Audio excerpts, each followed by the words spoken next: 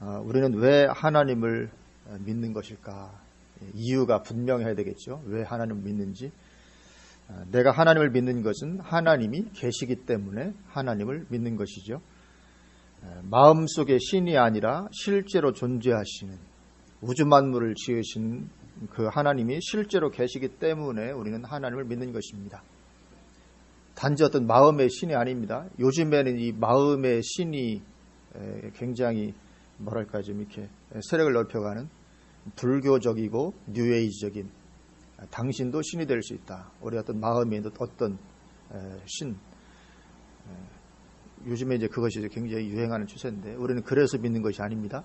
왜냐하면 실제로 계시는 하나님, 우주 만물을 지으신 창조주 하나님이 실제로 계시기 때문에 우리는 그 하나님을 믿습니다.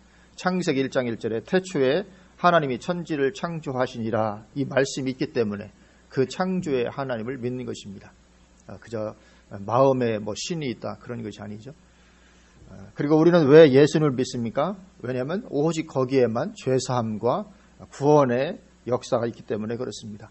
다른 데서는 구원을 받을 수 없나니 천하인간의 구원을 받을 만한 다른 이름을 우리에게 주신 일이 없습니다. 길은 여럿일 수가 없습니다. 오직 한 길만이 진리의 길인 것입니다. 다른 이로서는 구원을 받을 수 없다. 오직 예수님 한 분만이 우리 죄사함과 구원의 길이 되기 때문에 우리는 예수를 믿습니다. 그렇게 믿고 우리는 하나님의 뜻대로 살아가려고 하는데 왜 우리는 하나님의 뜻대로 살려고 합니까? 왜냐하면 그것이 진정한 믿음이기 때문에 그런 거죠. 창조주의 뜻에 굴복하는 것, 그것이 믿는 것입니다. 하나님 계심을 내가 믿어. 그게 믿는 게 아니고 창조주 하나님의 뜻에 굴복하는 것, 그것이 믿는 것이죠. 그렇지 않고 단순히 창조주 하나님이 계시다는 걸 나 믿어. 성경은 그런 믿음은 마귀도 가지고 있다. 그렇게 말씀을 하고 있습니다. 그래서 이 창조주가 계신 것을 믿고 그렇기 때문에 그분의 뜻에 굴복해서 살아가는 것, 그것이 참된 믿음인 것이죠. 그래서 우리는 예수 믿으면 마음에 평안이 임하기 때문에 믿는 것이 아닙니다. 예수 믿으면 삶에 축복을 받을 수 있기 때문에 믿는 그런 것이 아닌 거죠. 물론 그런 부수적인 효과가 반드시 분명히 있습니다. 예수님 믿으면 마음도 평안하고 예수님 믿으면 삶에서도 하나님의 도우심을 우리가 받을 수 있죠. 축복을 누릴 수도 있습니다. 그러나 그것 때문에 믿는 것이 아니죠. 그분이 계시기 때문에 그리고 그분이 구원의 길이 되기 때문에 우리는 그분을 믿는 것입니다. 기대가 크면 실망도 크다 그런 말이죠. 잘못된 기대, 빗나간 기대는 실망을 가져다주기 마련입니다. 그런데 예수님 믿으면 모든 것이 잘 되고 만사가 형통하기만 할 거리라는 기대가 바로 그런 것입니다. 이 잘못된 기대죠. 그렇기 때문에 그런 기대감을 가지고 신앙생활을 하다가는 실망을 맛보게 되고 때로는 실망을 넘어서서 기독교 신앙에 대한 회의와 불신을 가져오게 됩니다. 뭐 믿어도 되는 게 뭐 없네 뭐 이런 말을 하게 되고 뭐 열심히 믿을 이유가 없겠다. 뭐 하여튼 뭐 신앙에 대한 어떤 회의 이런 것들을 가지게 됩니다.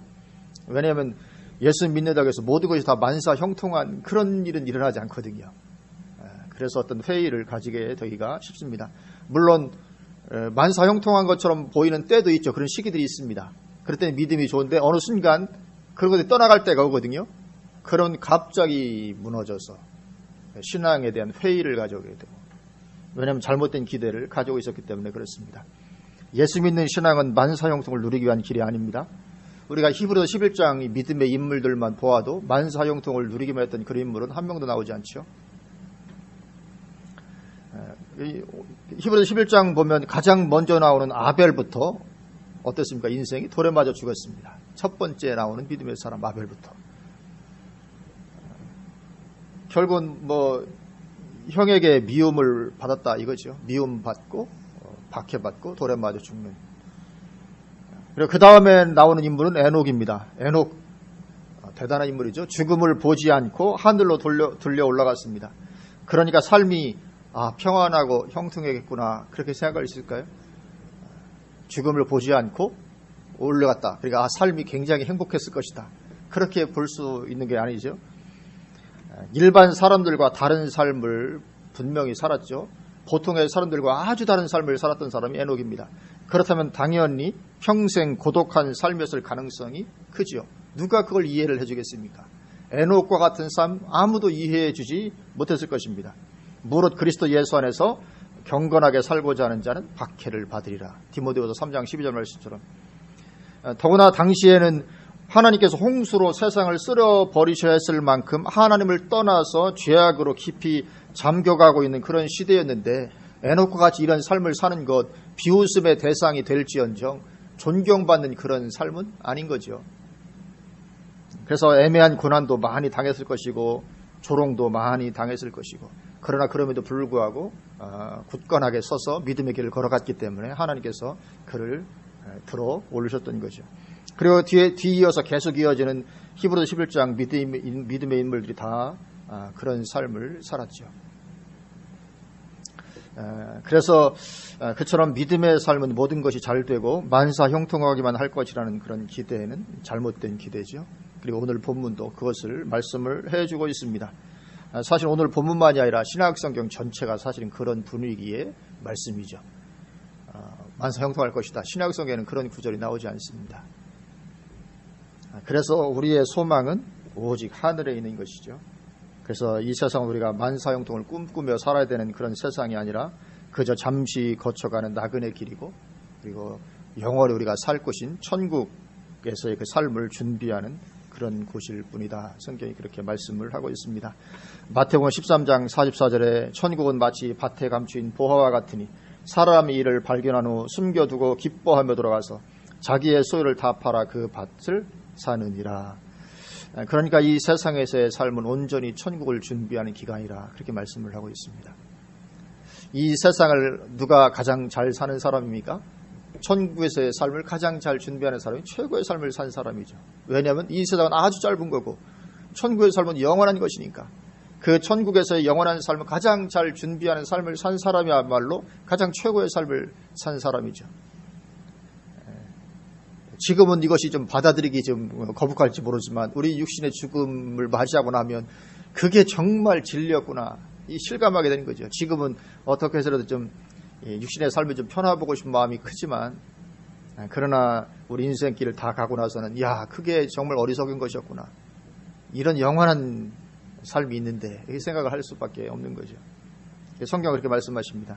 빌립보서 3장 20절에서도 그러나 우리의 시민권은 하늘에 있는지라 거기로부터 구원한 자 곧 주 예수 그리스도를 기다리노니 그렇게 말씀합니다. 우리의 시민권이 하늘에 있다. 소속이 하늘이다. 이 땅은 아니다. 이 땅은 우리 시민권이 있는 것이 아니고 이 땅은 그저 지나가는 나그네 길이다. 외국인이다. 우리의 시민권은 하늘에 있다. 우리는 하늘에 속한 사람이다. 그렇게 말씀을 하고 있습니다. 그리고 이 세상에서는 그저 사명 감당하다 가는 것입니다. 나그네로 살면서 시민권은 하늘에 두고 이 땅은 주님 주신 사명 감당하다 가는 거죠. 하나님은 우리를 통해서 이 세상에서 하실 일이 있으십니다. 그것 감당하다 가는 게 참된 인생이죠. 그래서 먹든지 마시든지 무엇을 하든지 다 하나님의 영광을 위하여 하라는 말씀이 그 말씀입니다. 그것보다 더 가치 있는 것은 없고 그것보다 이 세상의 삶을 더 잘 사는 것이 없는 것이기 때문에 그렇습니다. 그래서 그리스도인의 삶이라고 해서 좋은 일만 항상 일어나는 것은 아니라는 것입니다. 그런 기대를 가지고 있으면 틀림없이 실망하게 되고 좌절하고 낙심하고 신앙의 회의를 가지는 때가 반드시 오게 됩니다. 언젠가 그 형통한 삶이 떠나갈 때 그런 일을 당하게 됩니다. 그래서 우리 인생은 그리스도인의 삶이라고 해서 좋은 일만 일어나는 것이 아니고 원치 않는 어려움들도 많이 당하게 된다는 것인데 오늘 본문은 그에 대한 말씀입니다. 그래서 그리스도인의 삶에 다가오는 그 고난에 대해서 고난스러운 환경 그런 것에 대해서 어떻게 받아들이고 어떻게 대처해야 할 것인지 오늘 본문은 그런 부분들을 말씀을 하고 있습니다. 첫째로는 우리가 당한 고난은 최상의 수준에 이르는 정도까지는 아니었다는 것입니다. 우리는 많은 고난을 당한 것 같지만 하나님께서 보실 때 야 그거 뭐 최상의 수준까지는 아직 경험하지 않은 거다. 4절 말씀이죠. 우리 4절 말씀을 같이 한번 봉독하겠습니다. 너희가 죄와 싸우되 아직 피 흘리기까지는 대항하지 아니하고 아직 피 흘리기까지는 대항하지 않았지 않냐. 뭘 그 정도 가지고 그러냐 그런 거죠. 우리는 대단한 것 같은데 주님 보시기에는 뭐 그 정도 가지고 그러냐. 아직 피 흘리기까지도 대항하지 않았지 않느냐. 여기 너희가 죄와 싸우되 그렇게 말씀하시는데 여기서 말하는 이 죄는 일반적인 죄를 가리키는 것이 아니고 그 앞 3절에서 예수님을 거역했던 악한 사람들처럼 나를 대적하는 악한 세력을 가리킵니다. 너희가 너희를 대적하는 그런 악한 세력들과 싸우되 아직 피 흘리기까지는 대항하지 않았느냐. 안 하지 않았느냐. 예수님은 피 흘리기까지 대항해서 피 흘리시잖아요. 죽음의 순교에 이르셨는데 너희는 그 정도까지는 아직 들어가지 않았지 않냐. 그러니까 얼마든지 참고 그 안으로 더 들어갈 수 있지 않냐. 쉽게 말하면 엄살 피우지 마라 그런 겁니다. 그 뭐 이렇게 엄살 피우냐. 그거 가지고 왜 엄살을 피우냐. 엄청난 것도 감당한 그런 분들이 있었는데, 그래서 사실 이 순교하는 자리에 이르기까지 박해를 받았던 사람들의 눈으로 볼 때는 우리가 힘들다고 소리치는 것이 엄살 피우는 것처럼 얼마든지 보일 수가 있는 거죠. 예를 들면 지금도 중동, 이라크, 시리아 뭐 이런 데서 신앙생활 하다가 쫓겨나고 가족들 죽임당하고 이런 사람들이 우리를 볼 때 아마 천국 같은 삶을 살면서도 힘들다고 하네. 아마 그럴 거라고요. 우리가 생각할 때 굉장히 힘든 상황을 맞이하는 것 같은데 그들이 볼 때는 나도 저렇게만 한 1년만이라도 좀 살아봤으면 좋겠다. 어쩌면 그런 말을 하는 사람도 있을지 모릅니다. 지금 난민들 사는 것도 굉장히 힘든 것 같아요. 난민 캠프. 살아보지 않아서 그렇지 굉장히 힘들 것 같습니다. 난민 그 텐트 치면서 아마 화장실 이용하는 것도 아마 전쟁일 텐데. 참 이거 하나하나 물 상황부터 시작해서 먹을 것 하나. 거기서는 뭐 자녀 교육이라는 건 뭐 꿈에 꿀 수도 없는 것이고. 그래서 하루하루 그냥 연명하고 살아가는 것만 해도 다행인. 그리스도인들 중에도 그런 사람들이 많이 있고, 특별히 그 이슬람권에서 테러를 당해서 어려움을 겪는 이런 분들도 있고. 그래서 우리가 당한 고난은 최상의 수준에 이르는 그런 정도까지는 아니었지 않냐 그렇게 말씀하시고, 두 번째로는 그러한 고통스러운 상황이 나에게 다가오는 것은 나를 사랑하시는 하나님께서 어떤 목적을 가지시고 징계의 차원으로 허락하시는 것이라는 거죠. 5절입니다. 5절 우리 같이 한번 봉독하십니다. 또 아들들에게 권하는 것 같이 너희에게 권면하신 말씀을 잊었도다. 일러스되 내 아들아 주의 징계하심을 경히 여기지 말며 그에게 꾸지람을 받을 때에 낙심하지 말라. 아멘. 또 아들들에게 권하는 것 같이 너희에게 권면하신 말씀을 잊었도다. 과거에 권면하셨다는 건데 이것은 잠언 3장 11절 12절 말씀, 왜냐하면 그 말씀을 지금 인용하고 있기 때문에 그렇습니다. 똑같은 말씀을 잠언 3장 11절 12절에서 말씀을 하고 있습니다. 그 말씀을 너희가 잊었다. 일러스되 내 아들아 주의 징계하심을 경히 여기지 말고 그의 꾸지람을 받을 때 낙심하지 말라. 경히 여기지도 말고 낙심하지도 마라. 왜냐하면 사랑하신 하나님께서 징계 차원으로 주신 것이기 때문에, 여기 주의 징계하심을 할 때 이 징계하심이 헬러 원어로 파이데이아스라는 단어입니다. 파이데이아스. 이 파이데이아스는 파이스라는 말에서 온 말인데, 파이스가 뜻이 뭐냐면 어린이 그런 뜻입니다. 어린이. 그러니까 징계하심이 어린이라는 단어에서 왔는데, 어린이를 꾸짖으며 부모가 꾸짖으며 양육하는 것 같이 그 목적을 가지고 우리에게 임하는 것이 하나님의 징계다. 그런 말씀입니다. 그래서 이 징계가 없으면 우리는 제대로 된 신앙으로 훈련이 안 되는 거죠. 아이들을 늘 오냐오냐만 하면 안 된다고 말하잖아요. 똑같이 어떤 아이들도 반드시 징계가 그 아이의 어떤 제대로 된 성장을 위해서 필요한 것처럼 우리 신앙에도 이런 징계하심이 반드시 필요하다. 그래서 그 원어의 단어도 보면 어린이라는 말에서 파생된 단어가 쓰이고 있는 것을 보게 됩니다. 그래서 마찬가지로 마지막 때에도 그리스도인들이 재림의 주님을 맞이할 최고의 신앙으로 준비가 되어야 되기 때문에, 최고의 신앙으로 준비가 되어야 되기 때문에 환란도 최고의 환란, 적그리스도로 말미암아 최고의 환란을 허락을 하시는 것입니다. 왜냐하면 환란이 우리 신앙을 훈련되도록 해주기 때문에 그렇습니다. 알아서 좀 이렇게 신앙이 훈련이 되면 좋은데 안 되잖아요. 우리가 누가 이렇게 좀 해주지 않으면 안 됩니다. 하나님께서 우리를 그렇게 훈련을 시키실 수밖에 없는데, 그 하나님 훈련의 주된 방법 중에 하나가 이런 징계라는 거죠. 징계는 다른 말로 하면 어려운 삶의 환경입니다. 그런 걸 통해서 우리를 빚어가십니다. 그래서 욥도 그렇게 고백하죠. 욥기 23장 10절을 보면 그러나 내가 가는 길을 그가 아시나니 그가 나를 단련하신 후에는 내가 순금같이 되어 나오리라. 이 순금 같은 신앙은 이런 단련이 없이는 안 된다는 거거든요. 그래서 하나님 우리를 그렇게 다루어 가십니다. 참 싫죠. 나는 왜 빨리 이렇게 삶이 잘 안 펴지고 나는 왜 좀 어려움이 자꾸 이런 어려운 문제들이 해결되지 않는 것들이 계속 있을까. 하나님은 그걸 통해서 우리를 빚어가시고 심지어는 사도 바울 같은 사람도 하나님께서 빚어가시기 위해서 그렇게 환난을 허락하셨다고 말씀을 하잖아요. 사도 바울도 하나님께서 환난으로 그를 빚어가셨다면 우리는 더욱더 그럴 수밖에 없는 거죠. 그래서 그러한 목적을 가지시고 하나님은 사랑으로 징계를 하신 것입니다. 그래서 우리의 삶에 어떤 고난스러운 상황이 닥쳐오고 계속 이어져 갈 때 거기에는 하나님이 나를 사랑하지 않는 것도 아니고 하나님이 안 계신 것도 아니고 하나님이 나를 사랑하시는 것, 사랑을 가지고 징계하시는 그런 가운데 있다. 우리가 이해를 해야 될 필요가 있습니다.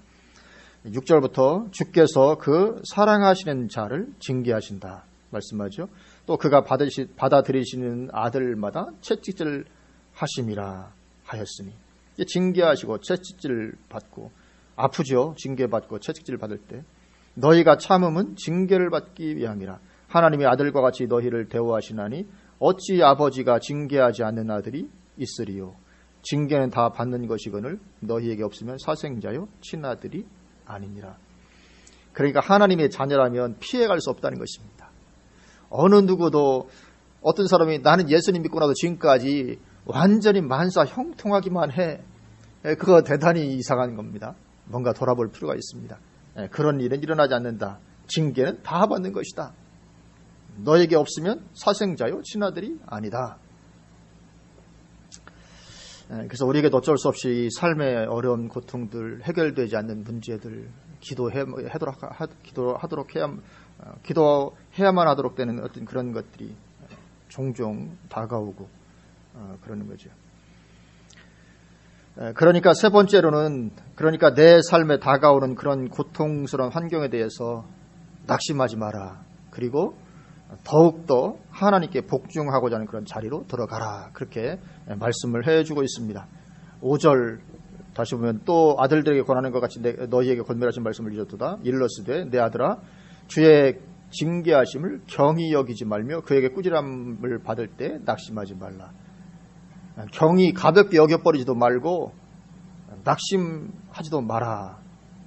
그러니까 환난에 대해서 그거는 너무 가볍게 여겨버린다든가 아니면 너무 저기에서 지나치게 해서 낙심하다든가 그렇게 하지 말아라. 또 9절 보면 또 우리 육신의 아버지가 우리를 징계하여도 공경하였거든 하물며 모든 영의 아버지께 더욱 복종하며 살려 하지 않겠느냐. 더욱더 복종하는 가운데로 들어가라. 그렇게 말씀을 하고 있습니다. 그래서 이러한 영적인 진리에 대해서 정확한 이해를 가지고 있지 못하면 우리는 우리 삶의 환경에 대해서 신앙적인 낙심을 할 수밖에 없습니다. 이런 것들, 그리스도인에게도 이런 어려움이 올 수 있구나. 이걸 이해를 하고 있으면 괜찮은데 이런 이해가 없으면 신앙적인 낙심을 하게 되고 그러면 하나님의 사랑이 의심이 되게 되고 그러니까 의심이 되고 신앙적인 낙심을 하게 되고 그런 가운데로 더 나아가면 신앙이 파멸에 이르게 될 수도 있습니다. 이건 부모 자녀가도 마찬가지죠. 어린 자녀가 우리 엄마 아빠는 나를 사랑하지 않는다. 이것을 그렇게 생각을 하게 되면 당연히 낙심이 오게 되고 결국 곁길로 나아가게 되죠. 그래서 문제와 뒤에는 항상 문제 가정이 있다는 말처럼 그렇게 되어버리고 마는 것입니다. 그러지 말라는 거죠. 사랑하지 않는 게 아니라 사랑하시기 때문에 그렇게 하신다는 것입니다. 6절 다시 보면 주께서 그 사랑하시는 자를 징계하시고 그가 받아들이시는 아들마다 채찍질 하심이라 하였으니. 그래서 나를 사랑하시고 나를 받아들이시기 때문에 채찍질이 오는 것이라는 거죠. 그렇게 하지 않으면 우리 신앙이 제대로 세워지지 않기 때문에 그렇습니다. 하여튼 아프더라도 신앙이 세워지는 게 제일인 줄로 믿습니다. 거기에는 영원한 축복이 있는 것이기 때문에 그렇습니다. 그래서 이것은 이스라엘의 역사를 보아도 우리는 분명히 볼 수 있습니다. 하여튼 이스라엘 역사는 우리 신앙의 어떤 모델이고 그림 같은 그런 것이죠. 그래서 이스라엘 역사를 보아도 그들은 배부를 때마다 신앙이 타락했습니다. 배부를 때마다 신앙이 좋아지면 좋을 텐데, 하나님께서 잘해주면 잘해질수록 신앙이 정말 좋아지면 좋을 텐데, 배가 부를수록 그들은 신앙이 타락합니다. 나라가 잘 되면 반드시 하나님 떠나갑니다. 그러다 어려움이 오면 비로소 하나님을 찾습니다. 애굽에 있을 때도 그랬고, 어려움이 극심하니까 비로소 하나님께 부르짖기 시작하고, 사사시대에도 그랬고, 잘 될 때 형통할 때는 하나님 떠나 살다가 어떤 어려우면 그대에서 하나님 부르짖고 찾고, 그럼 하나님께서 사사들을 보내서 해결되게 하시고, 나라가 망하고 바벨론 포로로 붙잡혀 가서도 마찬가지죠. 바벨론에 붙잡혀 갔어요. 거기서 비로소 하나님을 찾습니다. 환경이 좋을 때 찾으면 좋은데 안 그런다는 거죠. 그건 우리의 모습을 그대로 보여주는 것입니다. 이 교회 시대라고 해서 다르지 않다는 거죠. 교회 시대 역시 마찬가지입니다. 그래서 부유해진 나라치고 기독교 신앙이 쇠퇴하지 않은 나라가 없었습니다. 우리 그 세계 역사를 쭉 보면 기독교 신앙이 들어와서 이제 축복받고 부유해지면 반드시 하나님 떠나갑니다. 그리고 우리나라도 지금 그 과정을 지금 거치고 있습니다. 우리나라도 어려울 때 6.25 후에 엄청난 부흥을 이룬데 교회가, 그 후에 이제 나라가 참 경제적으로 부흥하고 부강해지니까 하나님을 떠나가기 시작하고, 그런 과정을 우리가 거치고 있고, 그래서 이스라엘 역사는 그대로 교회 시대도 똑같이 반복이 되고 있습니다. 사람은 하나님도 어지러우는 걸 우리나 변함없으시지만 사람도 변함없기 때문에 똑같은 그 길을 갑니다. 그래서 어려움이 오지 않으면 절대 회복이 안 되는 거죠. 어려움이 와야만 회복이 됩니다. 그러니까 어려움 왔을 때 낙심하지 말라는 거죠. 회복을 주시려면 당연히 어려움이 와야 되니까. 그래서 그럴 때 더욱 하나님께 복종하는 참 신앙의 자리로 들어가라는 것입니다. 9절, 그래서 더욱 복종하며 살려야 하지 않겠냐, 그렇게 말씀을 하고 있습니다. 이 복종이 중요하죠. 우리는 하나님께 복종하는 삶이 되어야 됩니다. 믿는다는 것은 결국 복종과 같은 것입니다. 복종하는 사람이 얼마나 중요한지. 그래서 이 최후의 심판도 복종하지 않는 자를 벌 주기 위한 것입니다. 최후의 심판도.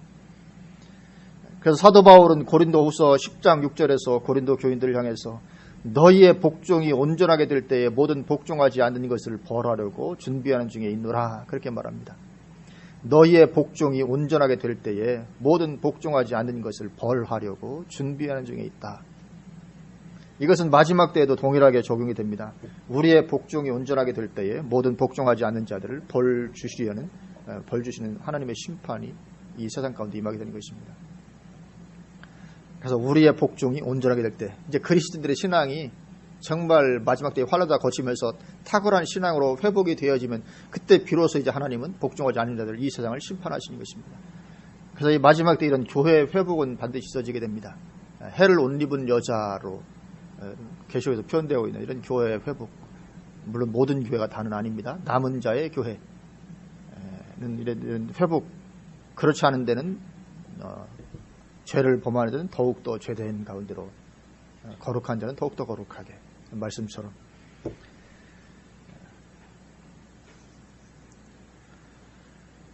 그리고 네 번째는 그러다 보면 이제 성령의 열매가 맺어진다는 것입니다. 그런 고난도 주님의 이름으로 참고 견디고 감당하고 하다 보면 성령의 열매가 맺어진다는 것입니다. 10절, 우리 10절 말씀은 같이 한 목소리 봉독하시겠습니다. 그들은 잠시 자기의 뜻대로 우리를 징계하였거니와 오직 하나님은 우리의 유익을 위하여 그의 거룩하심에 참여하게 하시느니라. 아멘. 그의 거룩하심에 참여하게 된다. 우리가 이제 거룩해지는 것입니다. 이걸 성화라고 부르죠. 성화. 다른 말로 영적인 성숙입니다. 영적인 성숙에 우리가 이르게 됩니다. 이런 과정을 거치면서 오늘날 기독교가 세상에서 욕을 먹고 아무 능력도 없는, 그것이 이것 때문이라는 것은 누구도 부인하지 못할 것입니다. 이것이 없기 때문에, 이런 하나님의 어떤 거룩하심, 이런 성화, 영적인 성숙, 이런 것이 우리에게서 있지 않기 때문에 세상이 오늘날 기독교를 욕하고 기독교가 아무런 능력도 없는 그런 가운데로 전락하게 되는 요인이 되는 것입니다. 주님은 우리를 빛과 소금으로 부르셨는데 거룩함으로 나아가게 되어야 빛과 소금 되는 게 가능합니다. 세상은 어차피 썩었고 어둡고 더럽습니다. 그걸 바꾸려면 우리가 어떤 그런 거룩함이 있지 않으면 이게 안 되는 거죠. 그래서 빛과 소금 되는 것은 우리의 어떤 이런 거룩함 우리에게 있어야 세상에 영향을 미치는 빛과 소금 되는 게 가능하죠. 그래서 그 영적인 성숙이 거룩함을 이루어서 사실께서 유익을 얻는 것은 결국 우리 자신들이죠. 결국 우리 자신입니다. 그래서 10절 말씀 다시 보면 오직 하나님은 우리의 유익을 위하여 그의 거룩하심에 참여하게 하느니라.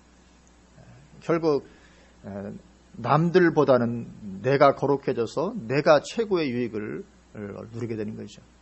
내가 거룩해져서 남 주는 게 아닙니다. 물론 남한테 유익을 우리가 빛과 소금 되고 이렇게 영향을 미치지만 그러나 가장 큰 유익을 얻게 되는 것은 바로 우리 자신이라는 것입니다. 그래서 우리의 유익을 위해서 그래 거룩함에 우리가 참여하도록 하시는데 그 방편이 이런 어떤 삶의 고난을 가져다주는 이런 징계다 그렇게 말씀을 하고 있습니다. 그래서 이 거룩함이 우리에게 최고의 유익을 주게 되는 것인 줄로 믿습니다. 영적인 성숙, 성화. 그래서 우리는 예수 믿어서 겨우 경제적 축복 좀 받는 게 큰 유익 얻는 게 아니죠. 예수 믿고 그 사람 축복받았대. 사업이 굉장히 잘 됐대. 우리 가끔 그런 말 듣잖아요. 저는 예수 믿고 뭐 하더니만 엄청나게 뭐 복받았대, 축복받았대, 사업이 이렇게 됐대. 근데 그것은 유익이 아닌 것은 아니지만 아주 작은 유익입니다. 우리 영원한 유익, 이 세상에 잠깐 누리는 유익이고 어쩌면 그것 때문에 신앙은 타락하게 될 가능성이 있는 것인데 그것이 큰 유익을 얻는 것이 아니고 진짜 유익은 예수님 닮은 거룩한 사람 되어가는 게 진짜 유익이고 이것은 내 생에도 유익이고 이 생에도 유익이고 내 생에도 유익이 되는 것이죠. 보는 눈 활짝 우리가 열려야 될 줄로 믿습니다. 그래도 할 수만 있으면 이 세상에도 우리가 잘 되고 싶은 게 인지상정인데 하여튼 잘 되면 누리는 것입니다. 하나님께 주신 대로 누리고 그래서 일부러 우리가 어렵게 살아야 되는데 그런 말은 아닙니다. 주님께 주시면 주시는 대로 감사하며 누리고 대신 신앙은 까먹지 말고 누리고 또 때로는 원치 않은 이런 어려움의 환경들이 올 때 그때 뭐 낙심하거나 그렇게 하지 말고 믿음으로 견디고 감당하고 기도하면서 나아가고 승리하라. 거기에서 하나님께서 나를 통해서 나에게서 뭔가 이루고자 하시는 어떤 것이 있다. 그렇게 말씀을 하고 있는 것입니다. 그래서 이 고난을 깊이 체험한 그리스도인에게는 깊은 거룩함이 있습니다. 고난을 깊이 체험해야 거기서 깊은 거룩함도 나옵니다. 글쎄요. 어젠가 제가 어디서 보니까 저는 모르는 것이 태산같이 많은 모태신앙입니다.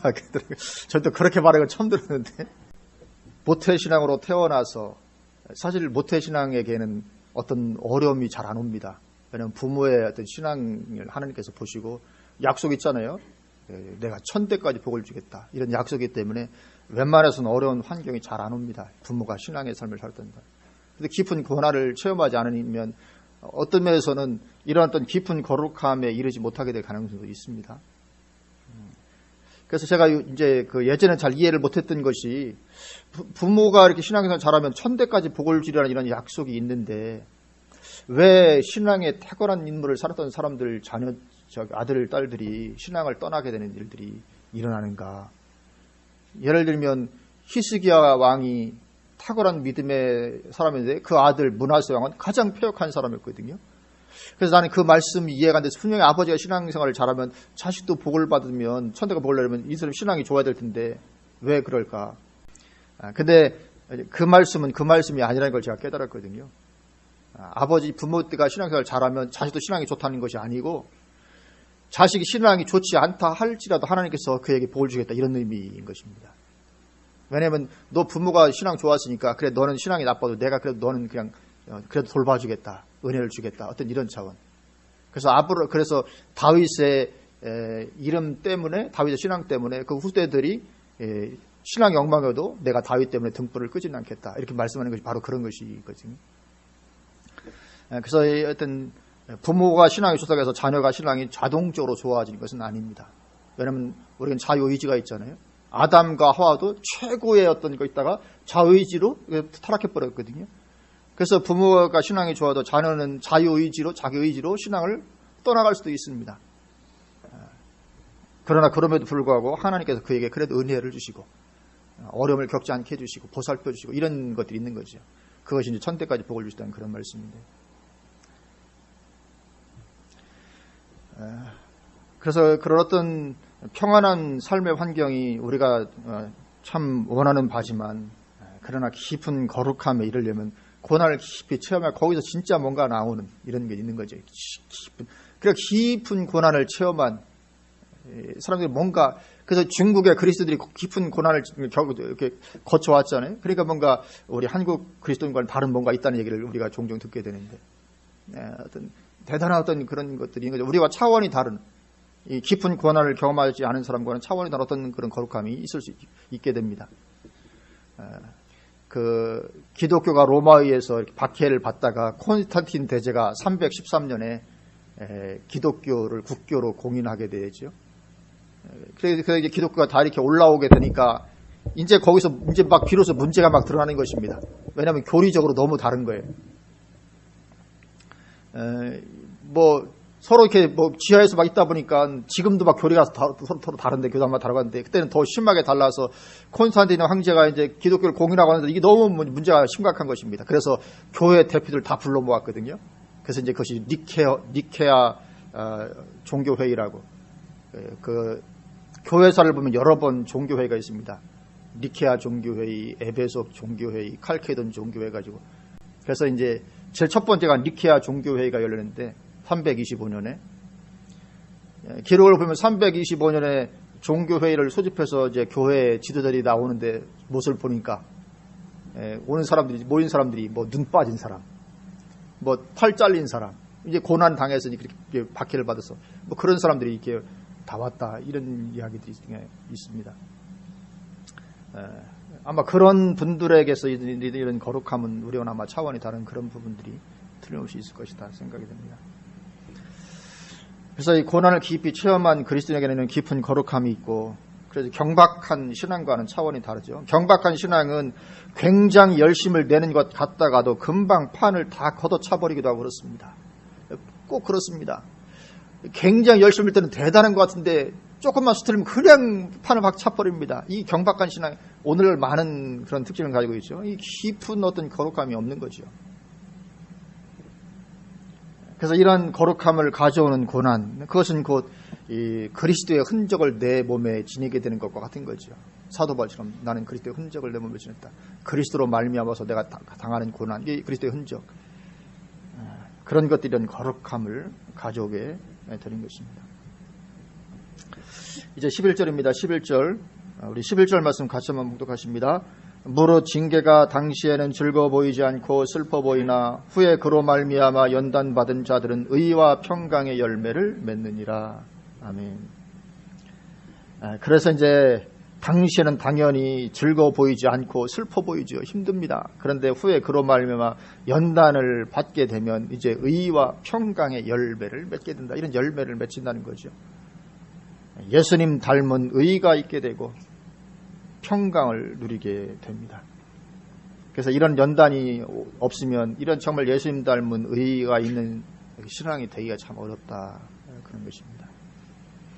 마지막 다섯 번째로, 그러니까 이제 낙심의 자리에서 다시 일어서서 곧은 길로 계속 가라는 것입니다. 12절.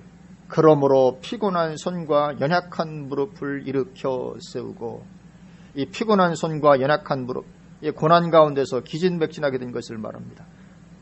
낙심하게 된 것을 말합니다. 이제 다시 일으켜 세우라는 거죠. 힘을 내라고 격려하시는 것입니다. 우리도 격려 받아야 될 줄로 믿습니다. 혹시라도 나의 어떤 삶의 환경이라든지 또 기도 응답되지 않은 어떤 그런 부분들 때문에 이렇게 기진맥진하게 되어 있었다면 힘을 내고 다시 일어서야 될 줄로 믿습니다. 우리의 의지가 중요합니다. 내가 다시 일어서야 되겠다, 힘을 내야 되겠다, 그런 의지를 가져야 하나님께서 새 힘을 주시고 회복시켜 주십니다. 하나님은 우리의 의지를 너무나도 존중하시기 때문에, 우리의 자유의지를 너무나도 존중하시기 때문에 내 의지가 없으면 하나님도 도와주시기가 어렵습니다. 하나님이 뭐 강제로 어떻게 우리에게 뭐 이렇게 일으켜주기 하기 어렵거든요. 물론 이제 어떤 통을 통해 깨닫긴 하시죠. 이렇게 깨닫고 이렇게 하면 그러면 이제 내가 맞아. 내가 이제 일어나고 힘을 내야지. 어떤 그런 의지를 갖도록 은혜를 주시지만 그거 갖는 거 내가 해야 되는 거죠. 의지를 갖는 거죠. 내가 의지를 가지고 내가 이제 일어서야 되겠다. 하나님 도우소서. 그러면 그때부터 갑자기 순식간에 어떤 하나님의 은혜가 들어오는 걸 우리가 경험합니다. 종종. 저도 그런 것들을 종종 경험하거든요. 분명히 상황은 정말 힘들 상황인데 내가 마음을 바꾸고 하나님 바라보는 순간에 마음이 갑자기 달라지고 하나님의 평안이 넘치고 힘이 생기고 그리고 믿음이 생기고 그러다 보면 정말 그냥 놀랍게 그 문제들이 해결되어지고 하는 이런 일들을 경험을 하게 됩니다. 하나님이 도우시는 거죠. 먼저는 내 의지가 있어야 됩니다. 내가 의지가 없어. 그래 나는 뭐 이들에 있어야 될 수밖에 없다. 뭐 하나님도 날 안 도와주시고 낙심 같은 그런 어떤 신앙적인 낙심에 팍 잠겨 있으면 이게 어려운 것입니다. 하나님께 도와주시기가. 그래서 오늘 말씀처럼 좀 이제 피곤한 손과 연약한 무릎을 이렇게 세우라. 하나님께서 그런 어떤 감동을 주실 때 일어서야 될 줄로 믿습니다. 의지를 가지고 그래도 안 돼 이러면 안 되고 될 수 있다. 하나님께서 함께 하시면 되겠다. 어떤 그런 마음으로 회복하고 의지를 가져야 하나님과 우리를 도와주시는 것입니다. 그렇게 피곤한 손과 연약한 무릎을 이렇게 세우고 그리고는 죄된 길, 잘못된 길에서 벗어나 고든 길을 계속 가라는 거죠. 13절입니다. 우리 13절 마지막 절인데 우리 같이 한번 한 목소리로 봉독하십니다.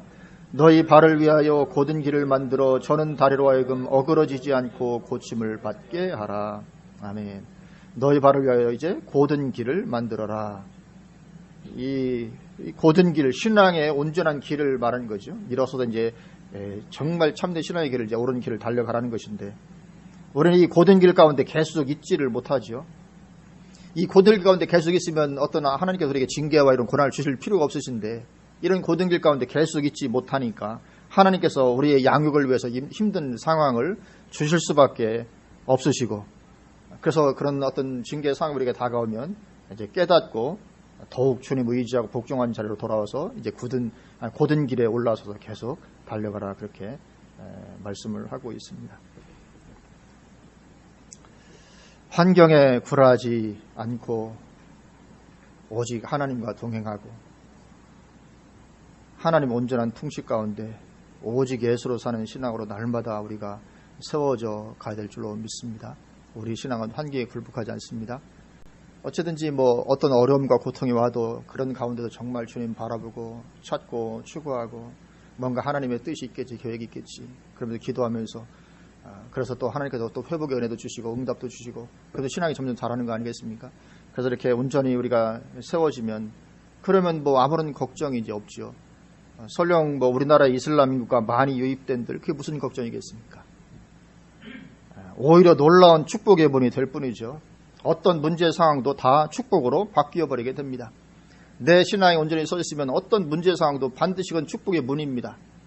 문제는 문제가 아니라 그 뒤에 축복을 가지고 오는 것입니다. 그래서 문제 상황이 없는 게 오히려 문제지 문제 상황은 축복으로 바뀌어지게 됩니다. 이슬람의 세력이 몰려온다. 분명히 문제 상황인 건 맞죠. 그들이 우리나라 지배하고 뭐 우리가 우리나라 엄청 어려움을 겪을 가능성이 있잖아요. 그러나 내가 어떤 서 있으면 그것은 굉장한 축복의 문입니다. 놀라운 축복의 문이 되는 거죠. 어쩌면 우리 한국의 기독교가 깨어나기 위해서라도 어쩌면 이슬람이 와야 될 수도 있습니다. 그들이 와서 뭔가 자꾸 행패를 보고 머리하면 우리가 비로소 이제 정신 차리고 하나님을 더 찾을 가능성이 있거든요. 어쩌면 우리의 신앙의 회복을 위해서라도 이슬람이 많이 들어오는 것이 필요한지도 모릅니다. 물론 외부적인 환경은 더 어려워지겠지만 그것 때문에 우리가 더 참된 신앙으로 세워지는 은혜를 누릴 수도 있을 것입니다. 그래서 우리가 그렇게 하나님께서 은혜를 주시는 대로 다 감당하고 믿음으로 징계도 감당하고 좋은 환경도 감당하고 어려움도 다 감당하고 그렇게 함으로 우리가 신앙이 잘 세워져서 나에게 다가오는 모든 것이 이제는 축복의 문이 되는 그런 은혜 가운데 우리가 더욱더 들어가게 되시기를 주님의 이름으로 축원을 드립니다. 아멘. 기도하시겠습니다.